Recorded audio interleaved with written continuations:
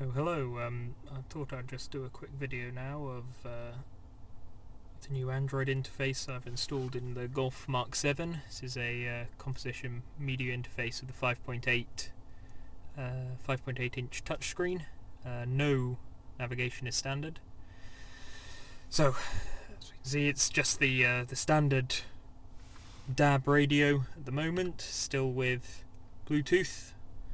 And then with the CD, nothing particularly special, but if we hold down the menu button and hopefully it works, it goes to an Android start screen. So it's an Android 4.2 box inside. It has GPS, it has Bluetooth, it has Wi-Fi, it has all of these things. What I'll do is I need to reposition the GPS antenna inside, so I'll take apart the system and give you a bit of a view of what it looks like inside, and then if there's any questions that you have, leave them in the comments, and then I'll maybe do another video with an update of those questions and answer them. So here is inside.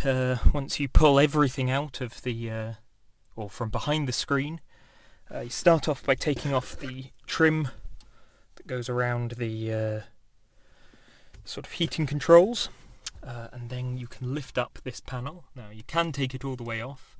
I found you don't really need to. You just need to take it off enough that you can lift it up. And then I use these keys. I picked them up from Halfords in the UK for about £4, European radio keys. And push them into the 4 tabs around the screen. That's up there. So they just push in. There's 4, 2 down the bottom as well. So they push in there, and then you can pull the screen off. The screen's held in with, or has 2 cables behind it.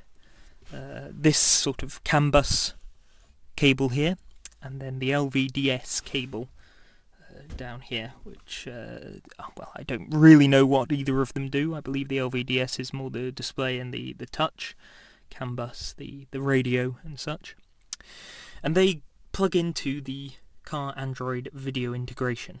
So here's the LVDS here, and then going out here, and the CAN bus.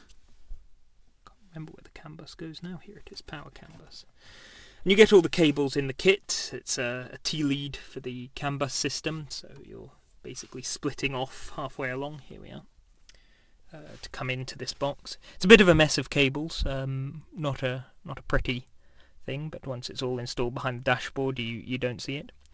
It has got Wi-Fi. It's got an audio out, left and right audio out, along with a speaker jack. It comes with a small speaker. Speaker's not very good quality, but it works. It makes a noise. What I've done in the end is hooked it up via Bluetooth to the car Bluetooth, but I am getting a cable so that I can hook it up more permanently using the MDI input, and I'll put up a video if anyone's interested in that. It's got a USB in, which I have run down the side to the sort of ashtray area, or what would have been the ashtray in an older car. It takes a micro SD card, and it also has a SIM slot in it. I haven't put a SIM in, so I'm not sure if that works or how that works. It's got 2 video composite inputs, one for a camera, which is a reversing cam on the software, and one just a AV input. It just displays an AV, whatever you put in. We've got the GPS here, along with this GSM, which is for an antenna. Separate antenna. As I say, I haven't actually used it, so it's still in the packaging. But the GPS is what I'm actually in to get, because the GPS reception wasn't great. It did come through in the end, but I think being hidden all the way down the back, here's the GPS antenna there, just a standard one you would see everywhere. Being hidden all the way down the back wasn't working for it, so I'll come up with some sort of solution to maybe mount it up there. You don't need to use the touch. I guess that's for a different one. And that SW input is there's a switch included in the box, which is a very thin, spindly-looking switch. Hold it up there. I'm afraid it's not very easy to see. I'm sure. which resets the Android interface. So that's everything. I'm going to reseat that GPS input and put everything back together, and then I'll sort of show off some of the features. I'll just show the two wires that I spoke about earlier coming down. They come out of the area behind the radio, or the face. Sorry, I'm using three hands here. They come down here. They go under here. They interfere a little bit with the play of this. I suppose my finger's going to be in that shot. Little bit. So they come down here. They interfere a little bit with the movement of this, but they come down into the ashtray. There's a USB with a USB stick in it, and a 3.5mm audio out coming from the Android interface, which I'm going to get a 3.5mm audio in for the MDI, so that rather than using the Bluetooth connection, it'll be a straight attachment to the MDI, and then you set the media system to external input, and that'll be it. So I'll pop everything back together and we'll go through it all back together now. Hopefully that'll give a little bit better GPS. We're underground at the moment, so I'm not expecting any GPS signal at the moment, but hopefully when we drive around it'll be a little bit better. It's positioned a bit higher in the body of the car. I haven't tried to route the GPS antenna around the interior of the car and up to the roof. I don't think it's quite necessary yet. What I have done is connected the Wi-Fi to my phone, so I've got a personal hotspot on my phone that then is connected to the Wi-Fi of the Android device. I've got the Bluetooth connected to the car, so we can see that if we go to the thing, we've got the Android Bluetooth. That's how it was set up previously, and then just holding down menu.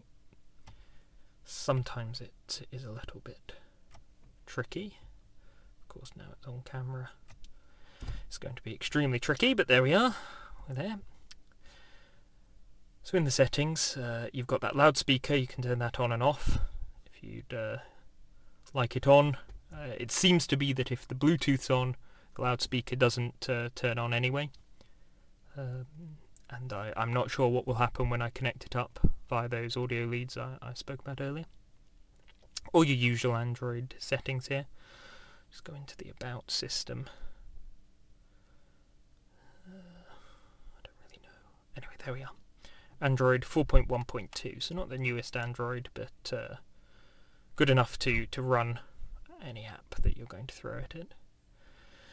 So I've installed a couple of apps. Google Maps works, but requires that internet access. So I've cut out the previous bit just because it was showing my home location. This is just somewhere in Aberdeen, which is where I'm staying at the moment. So this is Google Maps. It is quick. The screen is only a single touch screen. There is no multi-touch, which is a limitation of the screen rather than of the software. I don't know if you were to use the Discovery nav or the Pro nav, if that would have multi-touch on it. For my composition, it definitely doesn't. It gets very confused. It flies all the way over to Hazelhead Park. Lovely. I've installed Spotify because that's obviously a very important thing. I would play some music, but I never know how YouTube are going to be. I haven't put up any YouTube videos, but I know that they take them down for putting music in them. But it does work. It does play music. So that is something. The apps that come installed with it, there aren't many. Whatever this loader is a little bit to be interesting. It makes it quite easy to use on the move. And you can press this button up in the top corner to get rid of the menu bar at the top. So it all works. It works very well. The GPS, as I say, it does connect. It took a little while. I think putting the antenna in a better place would be ideal, but we'll see how it goes where it is. It's now it was buried right behind, down in the depths of the dashboard. I've now placed it up around here, so hopefully with just this plastic in front of it, it should connect a bit better. I apologise if the audio quality isn't so good on this. I'm using a small GoPro type camera to record it. We'll see how it comes out. This may never make it to YouTube, but I'd like to show you guys what this is, how it works, and it's something a bit interesting with all the thousands of comments on the Centigrate version. It's quite interesting to see another way of doing it, I think. So let me know what you think. I'll be on the VW Mark 7 forums, the Golf Mark 7 forums, as AndyMole21, or on the YouTube comments. If you want to get in touch with me, ask me any questions. I'll put up another video about this if necessary. So it's interesting. We'll see how it goes. Thank you.